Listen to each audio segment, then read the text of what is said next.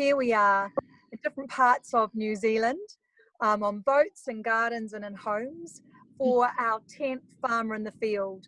It's really tremendously exciting to be into our 3rd month of this new educational platform that we've created under the Regenerate Now under the network, which we have been working with the Urban Farmers Alliance, farmers in their farms. For those of you who haven't potentially come across this platform before, there are other ways that you can engage with us via our masterclass series, which are all online at on our YouTube channel, and to follow our Regenerate Now Instagram, of which we have our early adopter farmers sharing the learning that they're doing with us for a week. And Hannah, it's really exciting to be in the Common Unity, one of the Common Unity farms.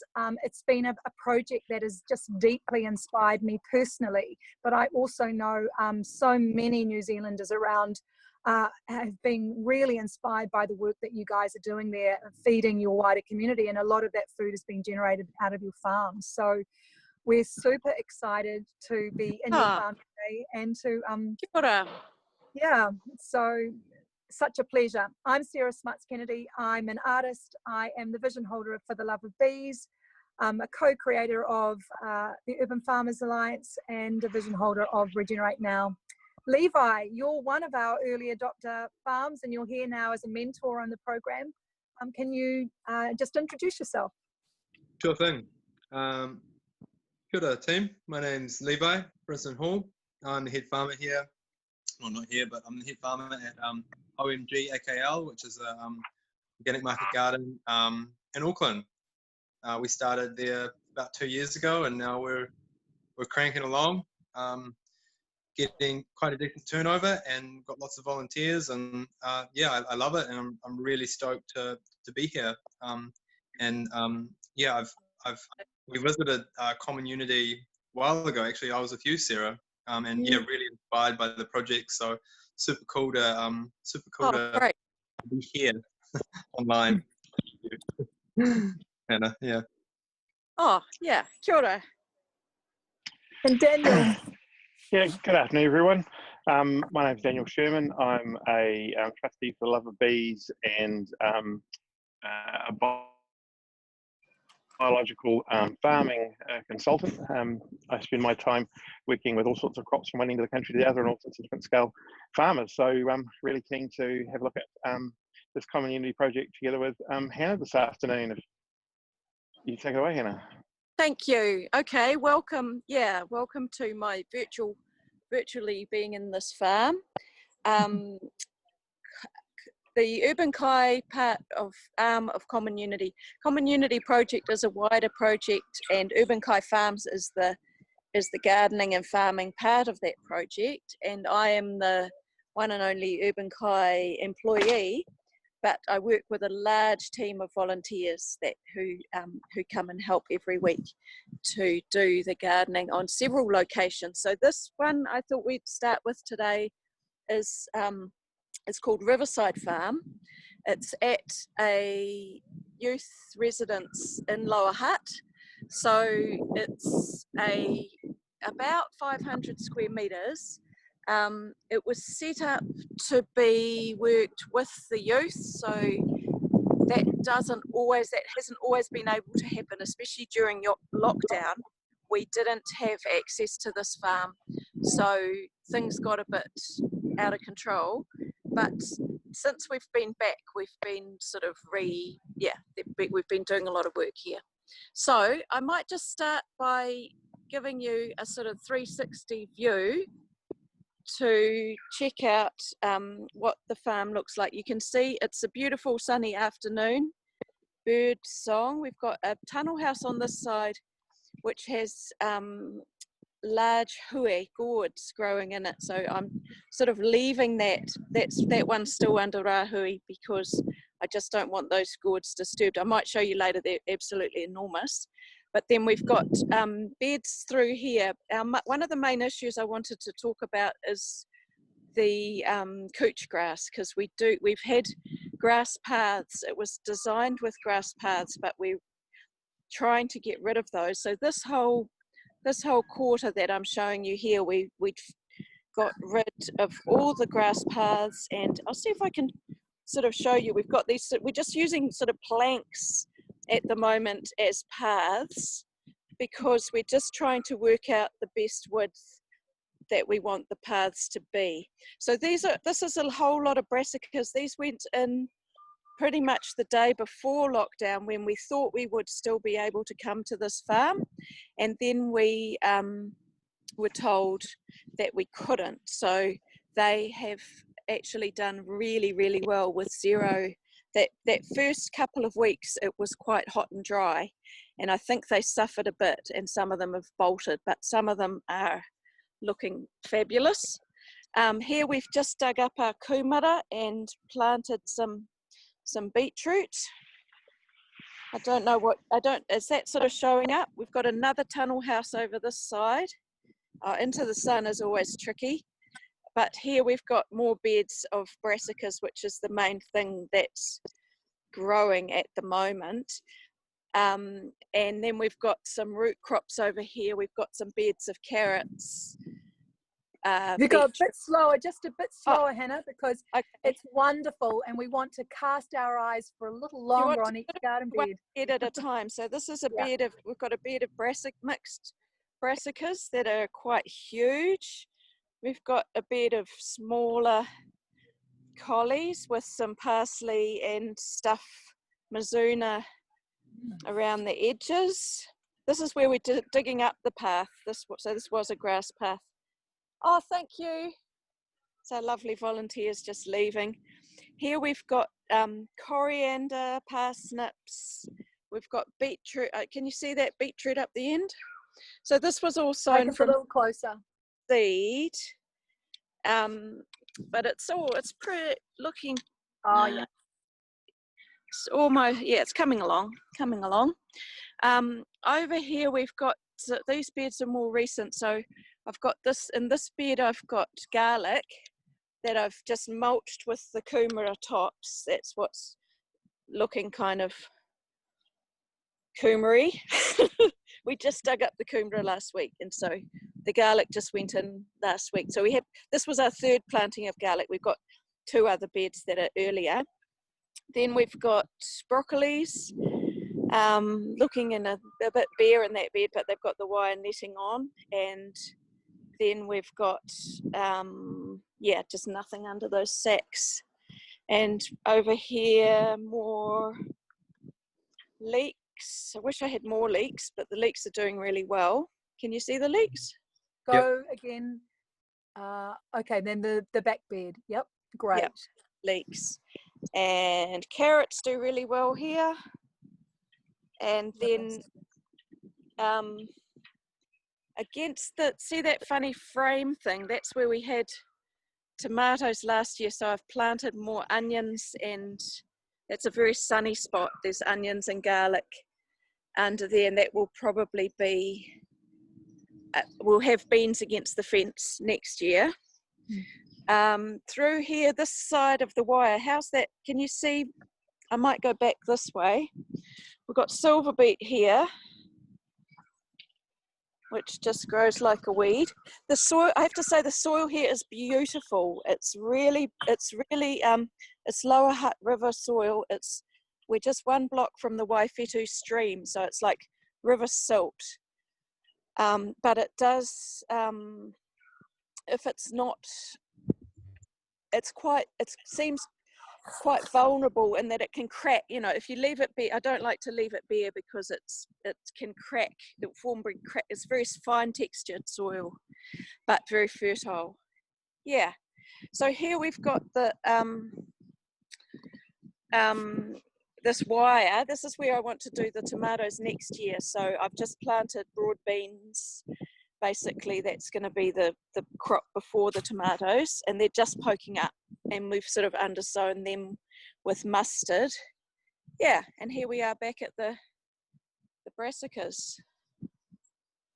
Great. Yeah. And it seems to me like you've got a shade house. So what's your seedling production like, Hannah? What's your strategy for seedling production? So I mostly this garden is it's changing a bit but up until now, this has been a garden that I would only, I mean, ideally, I would love to spend days here, but in reality, before pre-COVID, I was only here about 1 day a week, or 2 sessions a week, and we don't have irrigation, which is one of the issues.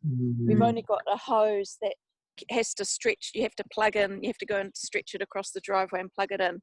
So we haven't got permanent irrigation. So that's one thing that I think would make a big difference, because I can't really come here every day and water seedlings. So we do the seedlings back at the remakery. I can show you that another day. So we do grow our own seedlings, but not here. Yeah. Yeah. So, and you transport them in a vehicle? Yeah. Well, it's actually wheelbarrow distance. So we've got these new trolleys. Sometimes we'll come on the trolleys, and we've got an electric cargo bike.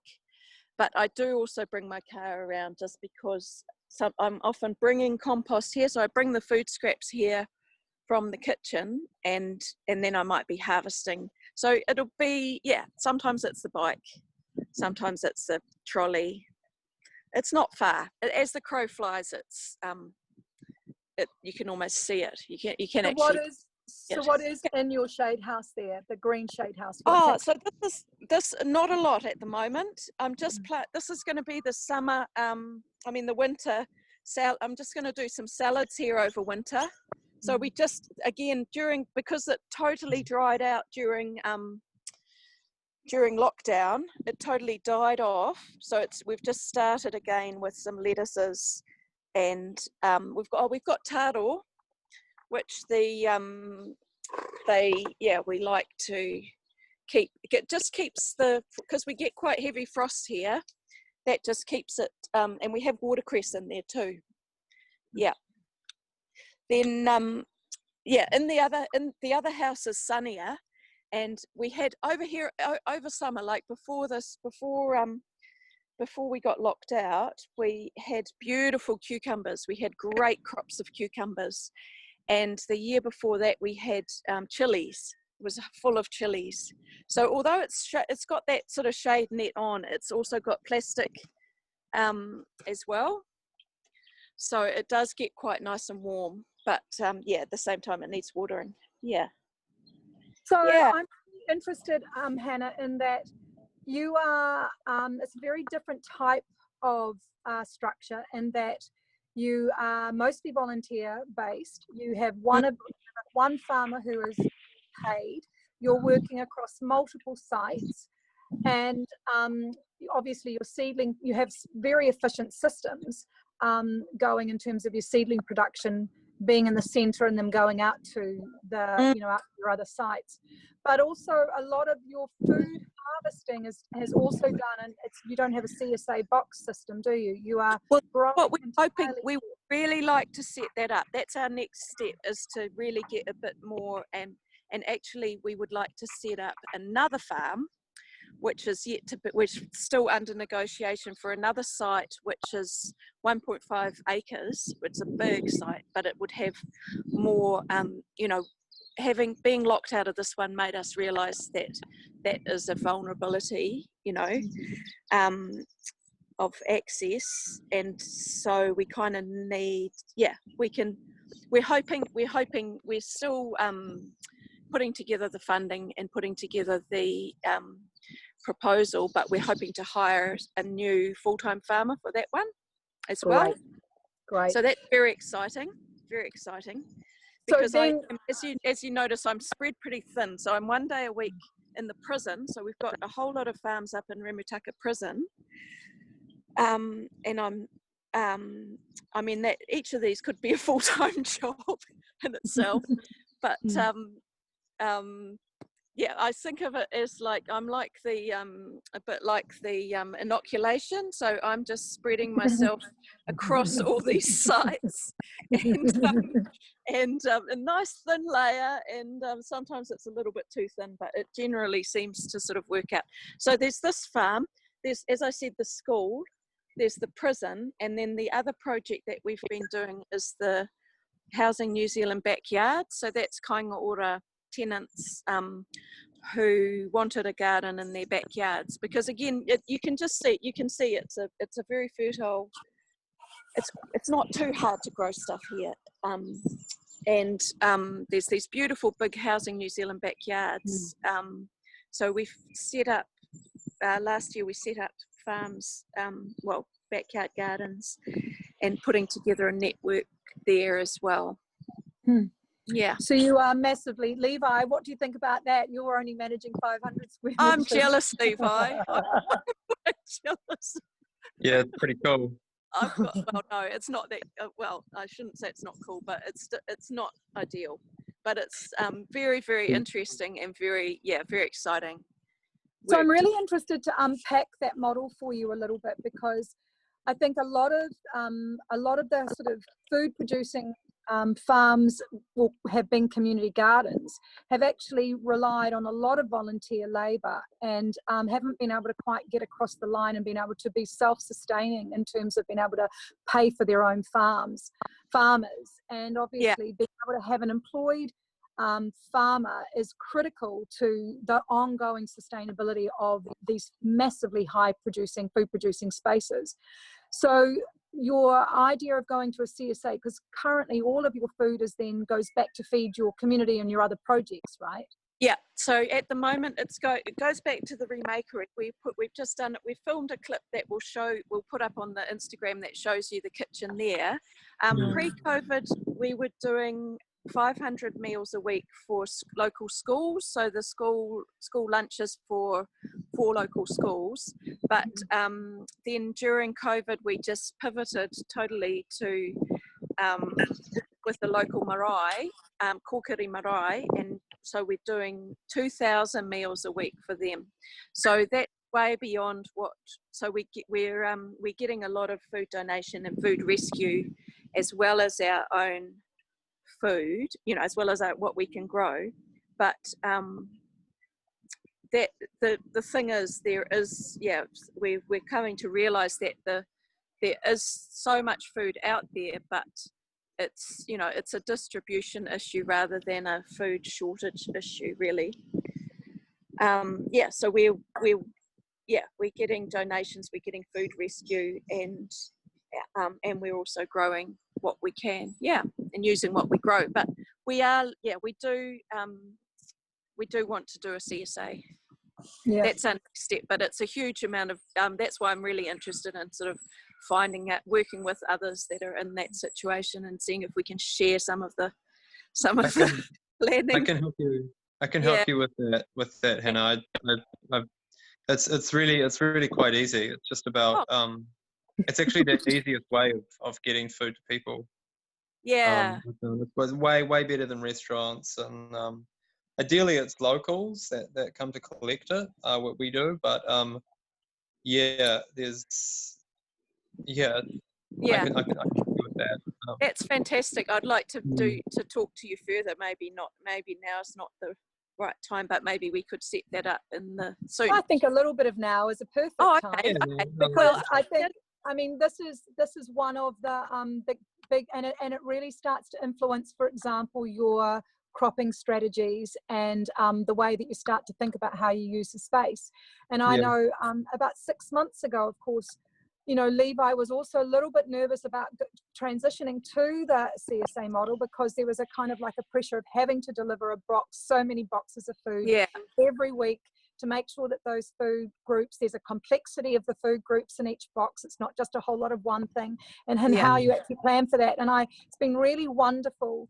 And Daniel's been doing a lot of support in the background too, around how farms can actually, gear up for that sort of thing. But to see Levi go from being quite sort of apprehensive to feeling, he's gone and diddled chunks of numbers, to actually now planning to produce 45 CSA boxes by the end of the season off the 500 square metre site. So it's a very similar size site to what you...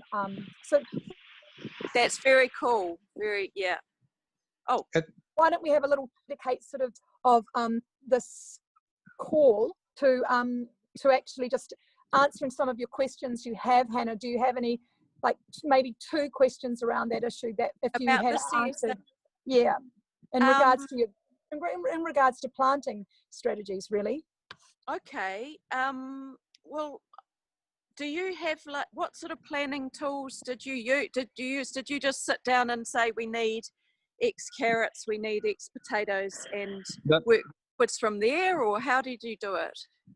The main thing that the CSA affords you to do is, and that you want to do, is grow a great diversity of things, because quantity isn't as much of an issue. But if you can chuck 14 different things in one box, you actually don't need a huge amount of each thing to make it viable. And herbs is great as well.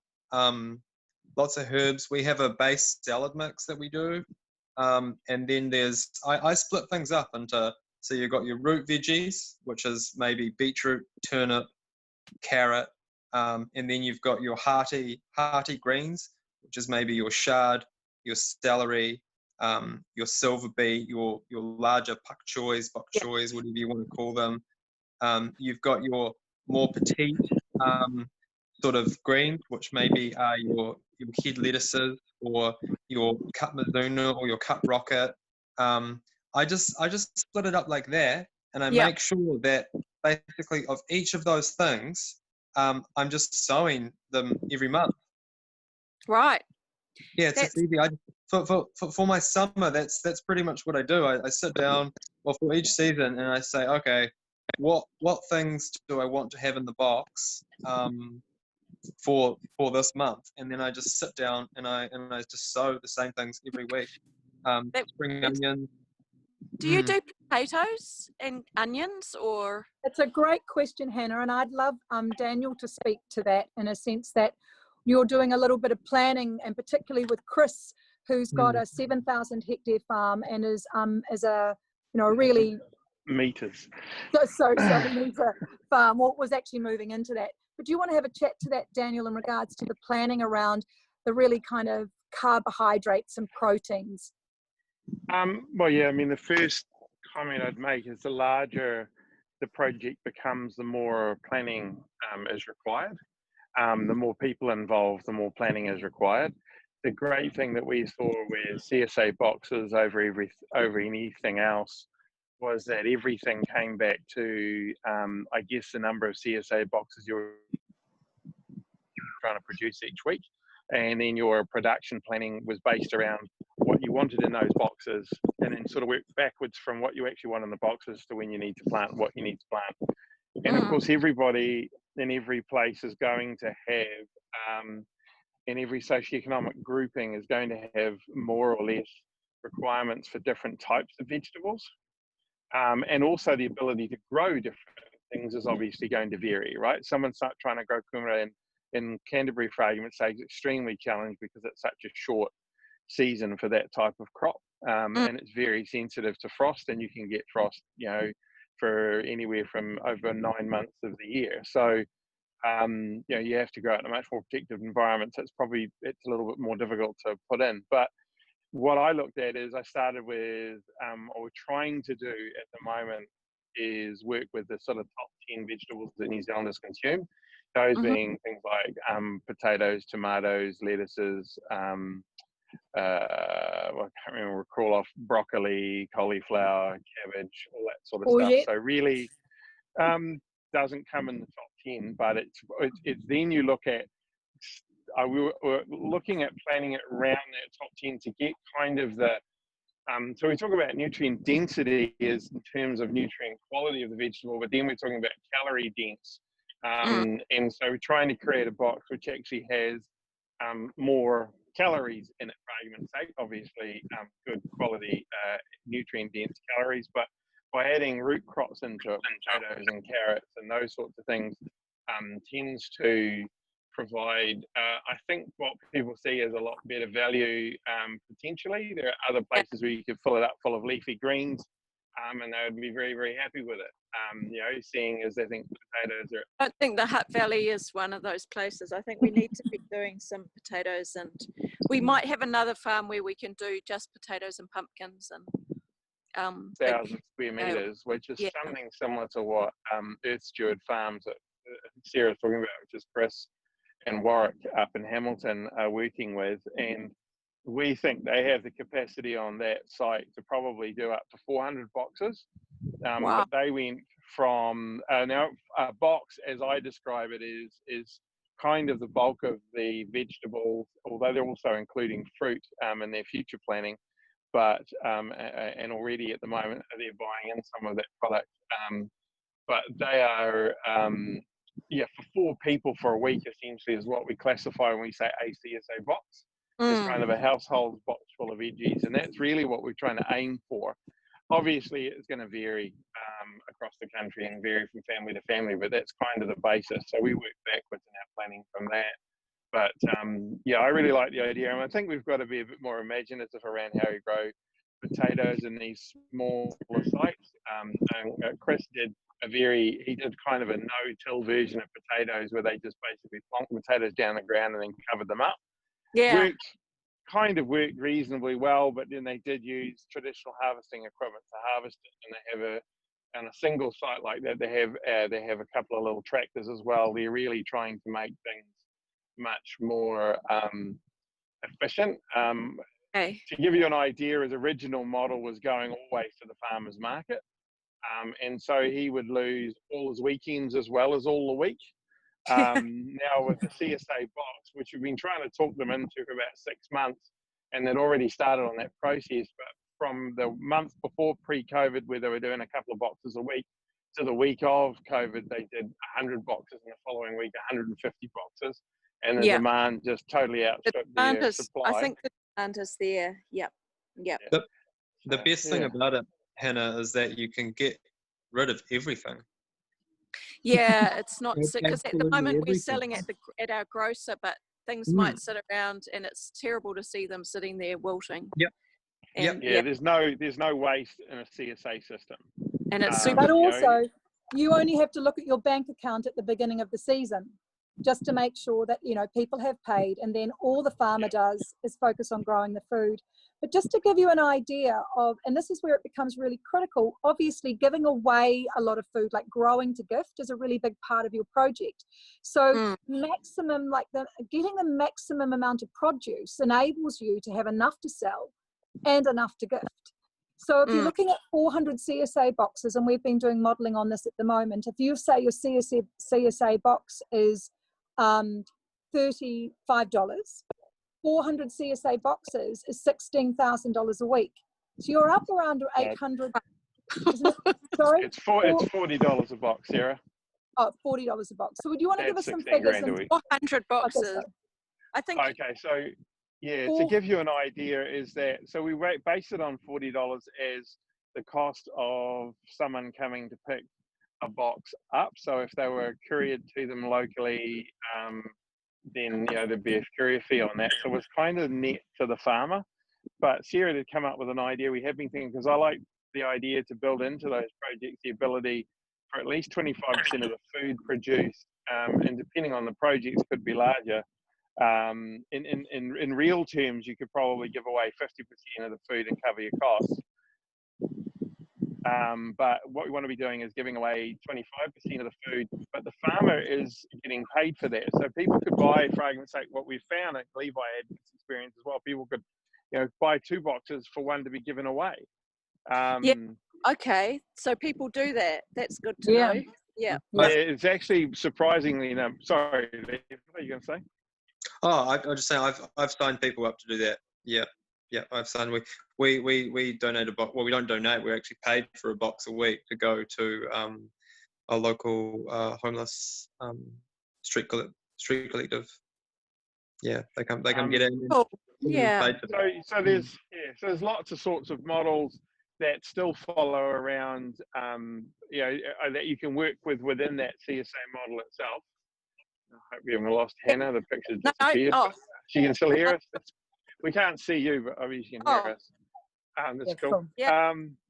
So yeah, it's just really got to be, you can work it out. But yeah, the very neat thing about it is that you can actually, planning becomes far easier. I mean, when you were going to the farm, when Chris was going to the farmer's market, the interesting thing was that they would never sell everything. They would sell out of something within 30 minutes or an hour. There always would be something left, you know. It didn't matter, because you would have an excess of something.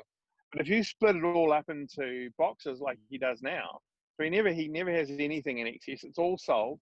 He has much more demand. But the thing is, they were able to improve, I think their turnover went up by at least 50%, because all of a sudden there was no loss in the system.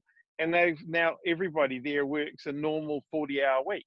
There's no need for them to be there 7 days a week, which was happening before. You know, there is actually some balance to their sort of farming operations, which often doesn't happen in any sort of farming situation, to be honest. It's not part of the design. The expectation is that you will work 7 days a week, 24 hours a day, because you're a farmer. But you know, all you end up doing is burnt out, tired farmers. So designing a system like that and understanding what the goals are, and whether the goal is to give all the food away or give what as much as you can while being paid enough to keep it running. Yeah, yeah. You know, it's all depending on what your system is. Yeah, we do need something. So, yeah, because you need to be able to, I guess it's a wonderful thing even for your volunteers to have the potential to move into employment, for example. And so it's really creating resilience, because a resilient neighbourhood is one where lots of people are employed. And so that's a very enabling thing. I'm thinking now just in terms of our time efficiency, but we can continue, Hannah, to have those conversations, particularly via the WhatsApp group. Yes. And I would really encourage you. There's some great, a lot of you are doing this at the moment, so there's a lot of shared learning to be done, and to really use the WhatsApp group to ask questions. I'm also thinking that you have other questions that you want to. Yes, I do have a couple. One was about the soil testing. So I haven't done any soil testing here or on our new site, and I was just wondering what should I be testing? What should I do? What's a good test? I don't know where to start. The simple solution is on the WhatsApp group. We share from time to time a set of protocols, a soil test analysis form that you can download, and use that to send it off to Eurofins. That tells the laboratory what you want tested. Good. So there's already pre-prepared. So all you have to do is use the right form. If you can't find it, just ask for it, and we'll upload it again, just depending on when somebody joins as to whether they can see it or not. Yeah. So that's the simple answer. The interesting thing about that is that you mentioned earlier that if the soil there dries out, it cracks on the surface. Were you cracking in it? Yeah. So what the soil analysis can actually tell you potentially why that happens, and quite often in soils that have been growing in for long periods of time, you can get excess magnesium buildup, and that kind of cracking when it's not covered and it's exposed will just show you whether you need a little bit of lime to add to that to fix the problem, you know, or whether it is really a true excess magnesium. Because if you're near some place in New Zealand do have that as a natural consequence of having been in the sea at some point, if it's low-lying land, and so they are. You do need that's part of what we call soil balancing to correct things like that, which you'll find out from that soil test. Oh, good. Okay. Now, I have another question, which was about I've got terrible whitefly and aphids, which seems really weird to me because it's getting quite cold here, but they're just not. Can I just show you?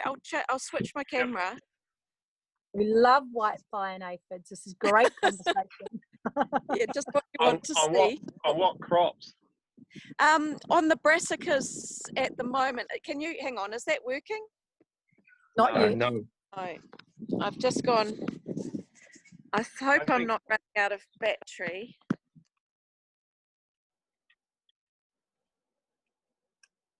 We've still got a Hannah.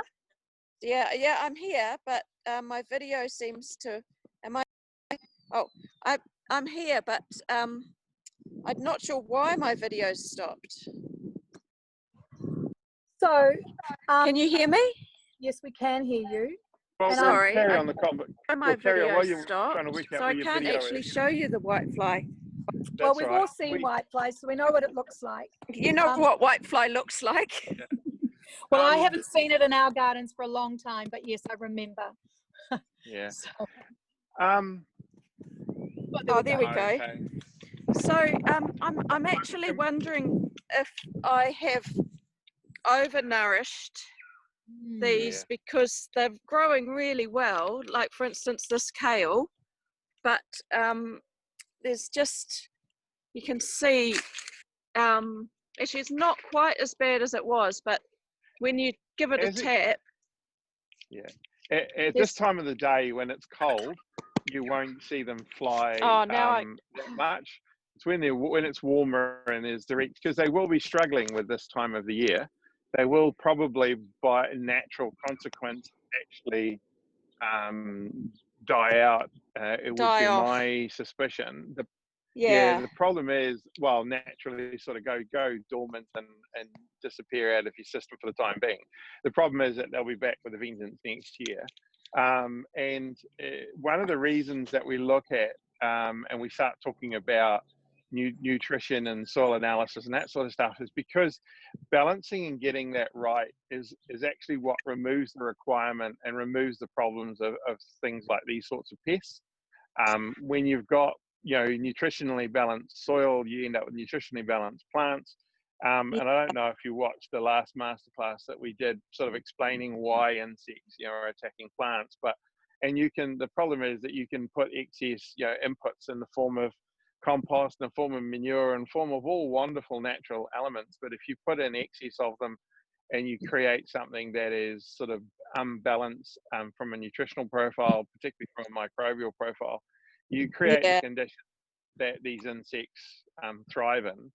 And, I think that's I think that's what's happened. There's no other reason that they will be there. Essentially, if these were hybrid, nutritionally balanced plants, our experience across the board pretty much these days is that we don't see those sorts of pests occurring, or if you do, it's for a very short period of time. And if we focus on lifting the bricks in the plants, which you can do, the kale, the whitefly love that. And unfortunately, they start making exudates, excreting stuff. Sooty mold grows on it, and all of a sudden, something that you otherwise could wash off becomes kind of unusable. But at this time of the year, I would expect most of that to slowly be less and less of an issue. But it's a good sort of point to make, that getting this and understanding why that's occurring starts from understanding your soil. And you can use, there's tools you can use like refractometers, which are Brix meters, which you can test the plant sap, which is a really simple, easy tool to use, which helps you. But it's all time that if everything was actually right, you wouldn't need to do so.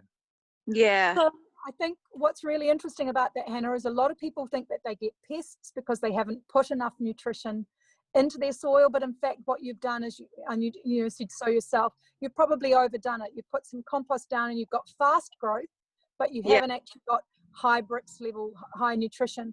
And I'd like now Levi to share a story where he also had some aphids in his farm, and he went through a particular strategy and very quickly they disappeared. So and that was on your celery, I think. So what was the strategy, Levi? I've had aphids. I've had heaps of aphids on all sorts of things, even from little seedlings and pepper plants and celery. This past summer, we had aphids on them, and also the aphids as well. There was the ants following the aphids. Nice. And the reason that those aphids are and the ants are there is that the aphids are obviously sucking the sap out of that plant, because that plant has a low sugar content, and those aphids are essentially they know that, and they know that it's food for them, and they suck it out and then they secrete a honeydew in their back, and then the ants actually farm the aphids. And so that was really interesting. I had a whole massive row of celery. Daniel saw it, Sarah saw it, all my volunteers were looking at it, and they were all bloody worried, eh? They were all like, "Oh, what are you going to do? What are you going to do?" Yeah, and I left all the leaves on. I didn't remove any of the leaves because the leaves is plant photosynthetic ability. You know, like if you remove them, then it's just going to put energy into growing more. Left all the leaves on and just basically focused on upping the sugar level in that plant.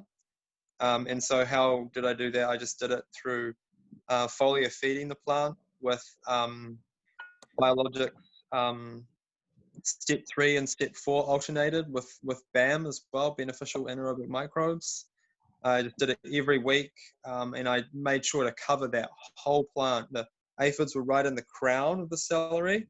Okay. And I really, really just smashed them, as in like covered the whole plant, everything.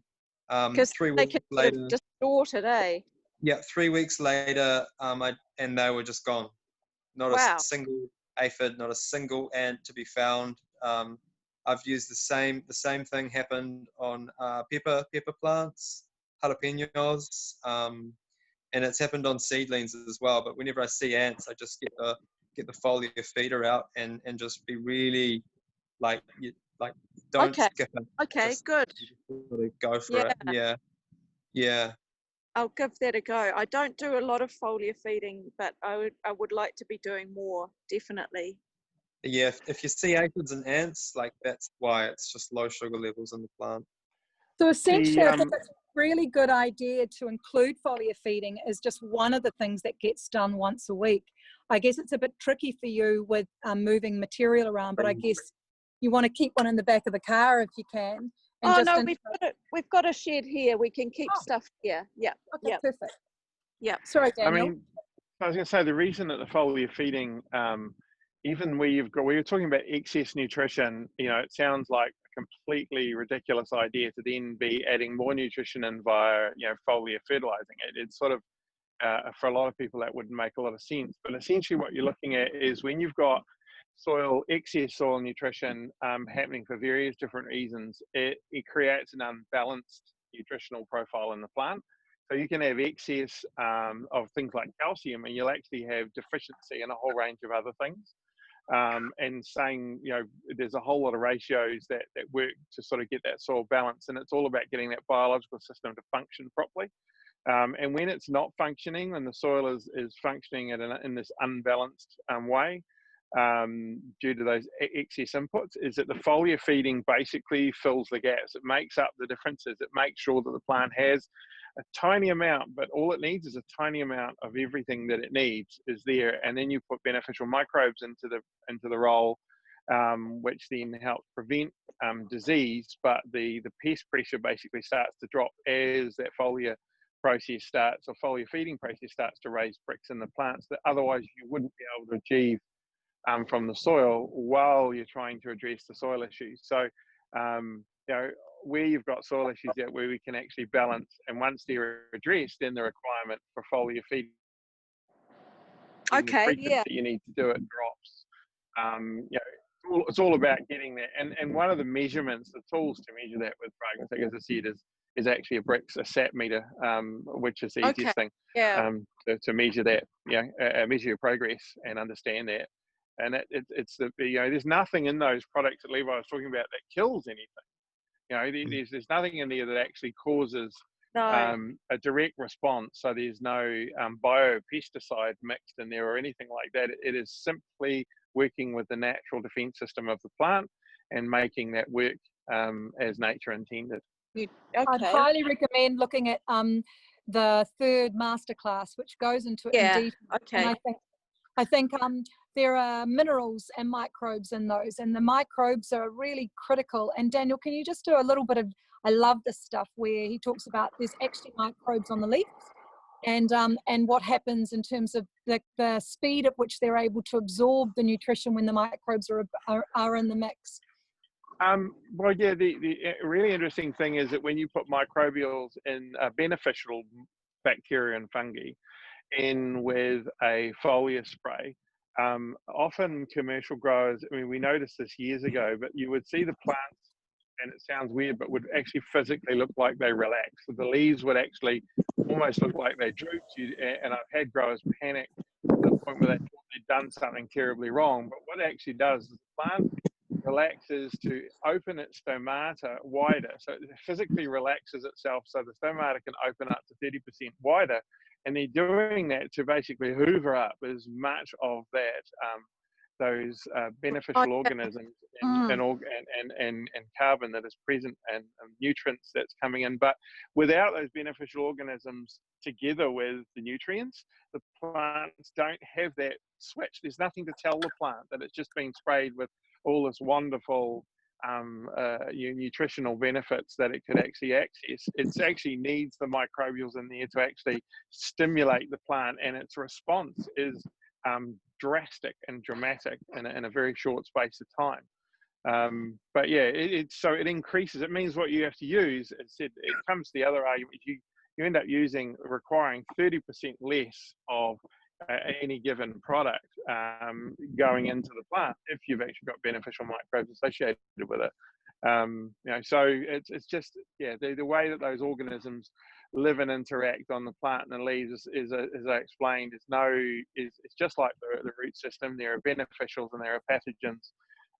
There's pests and there's insect pathogens and beneficial insects, and if you just kind of get that system functioning for yourself, the interesting thing also will be after a period of time, if you stay away from let's say, like typically somebody might use something to spray for whitefly that you might get at a garden centre, or if even a commercial insecticide, is what it basically does is it just ensures that the beneficial insects, the wasps and the other organisms that actually feed on those whiteflies, will never come anywhere near the plant. So it is a matter of getting using all of that knowledge to get the system to actually function good. So let's do a double check on our time and have a look at what other questions. So how much time do we have left, guys? I don't know. Me neither. You, Levi, do you have a clock near you? Yeah, we've got 2 minutes. It's 10 to 4. Oh, 10 minutes. Okay, great. So what's your other next question, Hannah?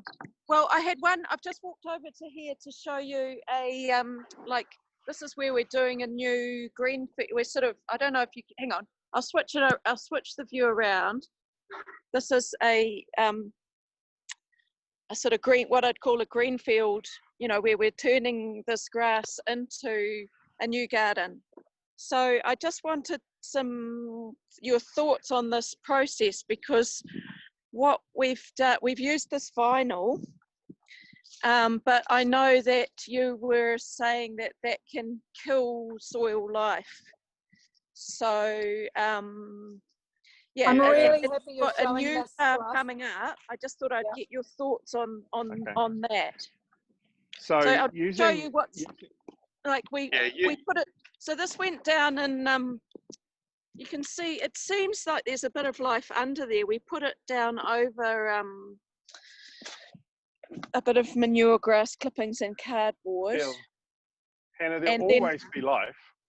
Yeah. There'll always be life, but if you restrict moisture, and because the plastic isn't permeable, so no moisture is going to get in, you'll start to slow down the microbial system, simply because you're denying it one key sustenance from the rain.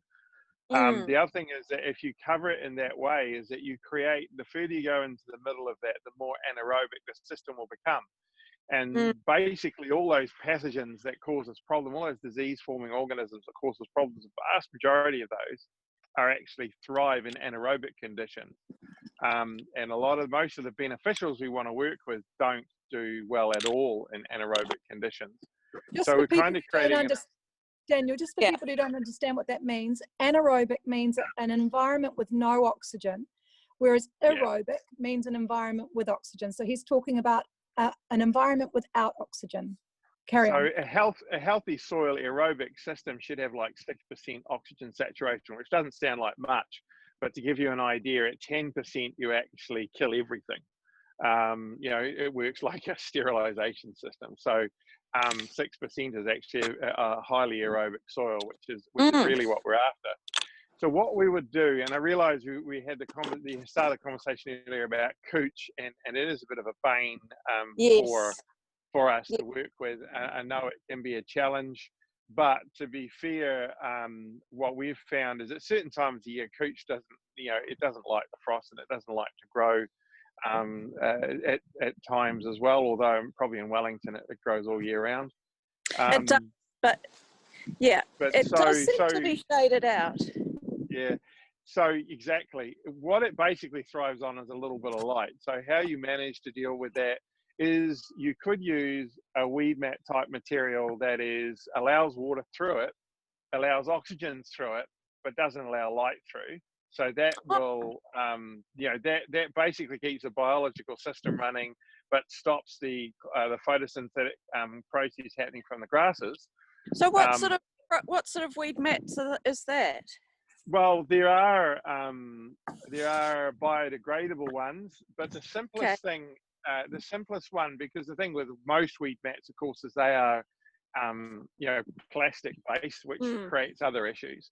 So what we're looking at is if you take the old system of using a heavy layer of cardboard, covering that with a heavy layer of compost, and I'm talking no more than 10 centimeters thick, you know, maybe whatever we can get away with there, enough to basically plant the plant on top of it. And as long as we can keep that moisture level up and keep the cardboard wet, you blocked out the light from the competing underneath it. The plants can grow in the compost, and that process will start actually a no-till bed pretty much from a lawn straight into production without trying to go through the solarization process. Because to be fair, the solarization process, I've tried to use it on kikuyu and cooch years ago when I was playing with different options, and it didn't work that well to kill those rhizomes. It doesn't kill the stolons very well at all. Typically, I could pull stuff off 6 months later in Marlborough, and you could actually see there's perfectly white stolons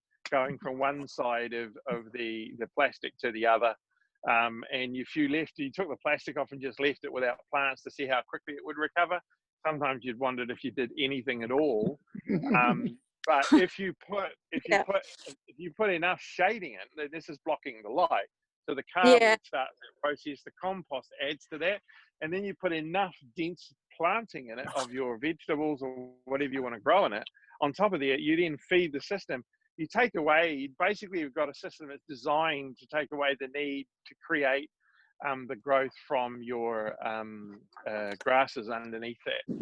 And it sounds simple, but it actually is. And that way we haven't the soil.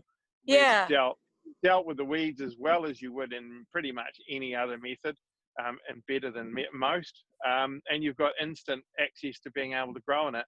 What you need is access to the compost.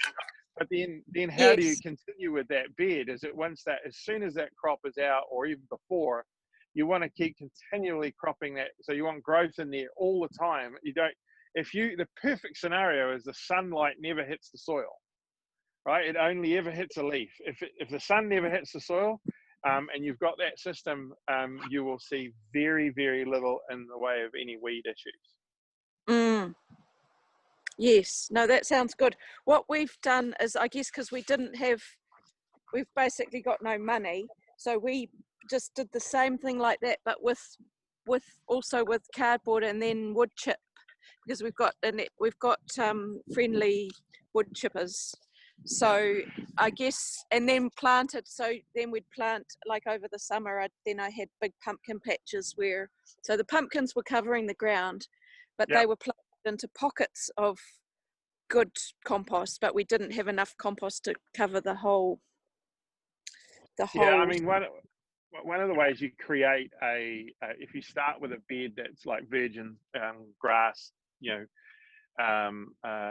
lawn or whatever it happens to be, or paddock, is that if you actually put that first process in by covering it as much as you can, even if what you did, although all the wood chips does require a pretty active biological system and a lot of biological nitrogen to be available to break down. It can stall it by putting lots of wood chip on. If you get wood chip, if there's a place where you can leave them to age and mature, for a long period. Yeah, I don't know if you saw that big pile. Got a big pile. That's possible. Frost them as much as possible. Yeah. And even mix with some clippings and stuff. But if you start with that virgin ground again, and if you then, like you did where you planted pumpkins, the really interesting thing, that has that massive shading effect that goes on, is you can have a very good transition from a ground that you haven't had in the garden. So when those pumpkins come out, that often has created a very weed-free environment for you to be able to then basically put the next crop into without having ever actually really disturbed the soil in any great way or shape. And the more that we disturb the soil, the more we actually bring weed seeds up to the surface. I mean, every cubic meter of weeds, I remember years ago, they did a study at Mass University when I was there. I can't remember the number, but they were talking about something like 100,000 weed seeds per cubic meter of soil. Of actual seeds exist in the soil. So by the nature is just waiting for you to turn for the opportunity to present itself. As long as you're feeding the system and you understand that system a little bit, it can work. It can reduce the amount of work and increase the amount of output that you get out of it massively. So Hannah, you have 2 more minutes. I think that, is there any other question that you have that would be really great to get answered right now? I think that's pretty much covered it. I guess my other, I find a lot of my job is trying to explain some of this to the volunteers.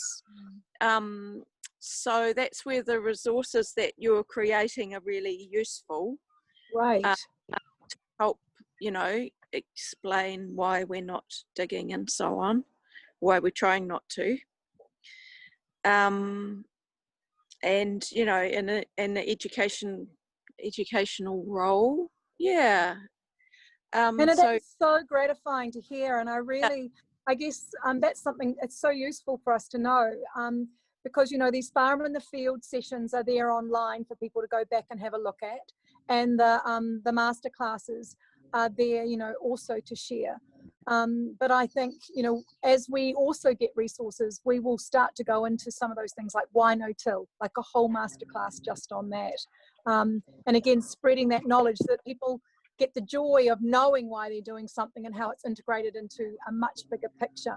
I just also wanted to say before we completed that, it was really wonderful to see your garden bed, particularly the garden beds where you have multiple species in there together, which is really so great.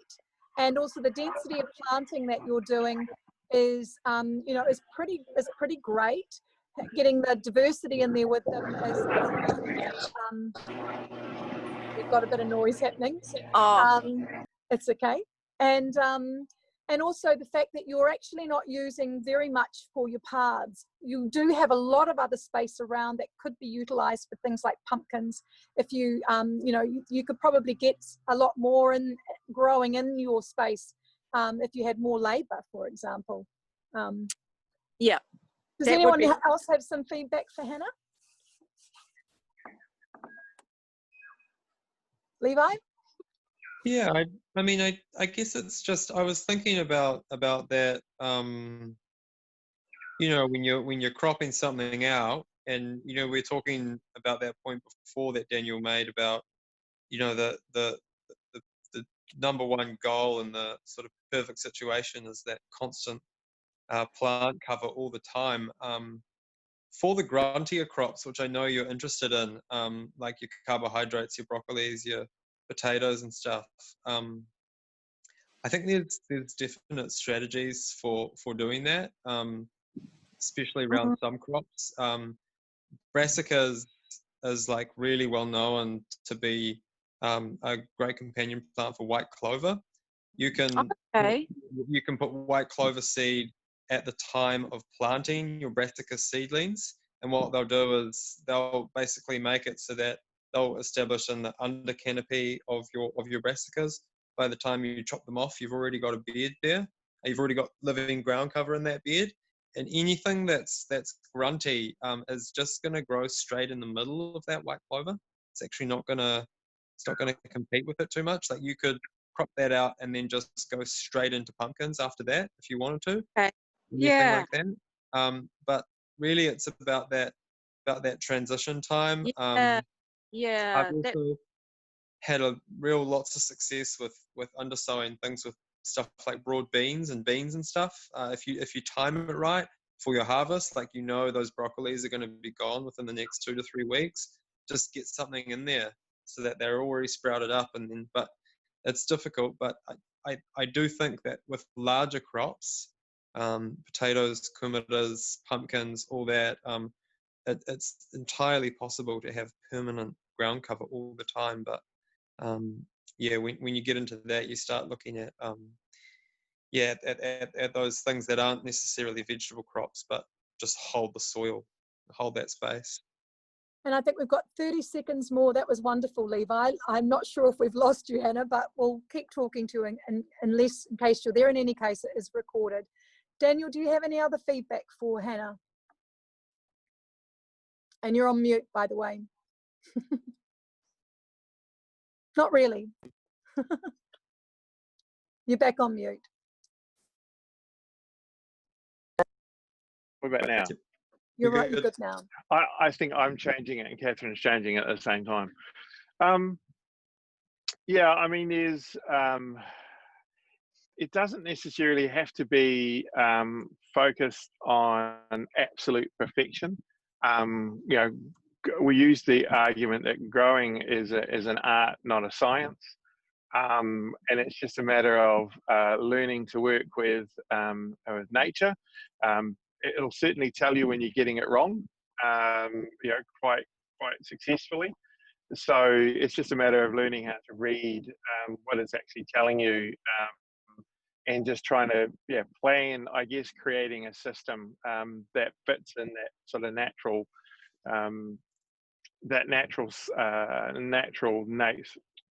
system of nature, that's constantly telling the soil and the plants what to do. But yeah, I think we have to be quite careful. We don't sort of ask people to look for absolute perfection all the time. It's just a matter of learning how to work with nature. Beautiful.